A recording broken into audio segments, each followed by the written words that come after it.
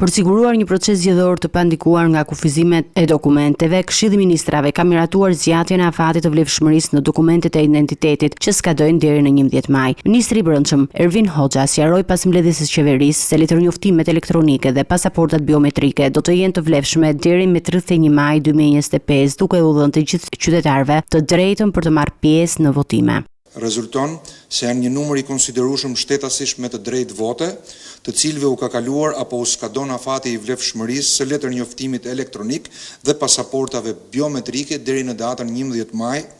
Këto janë dokumente të domosdoshme për të marrë pjesë në procesin e votimit. Afati i vlefshmërisë së mjeteve të identifikimit, letërnjoftimeve elektronike dhe pasaportave biometrike që përfundojnë në datën 11 maj 2025 shtyhen deri në datën 31 maj 2025.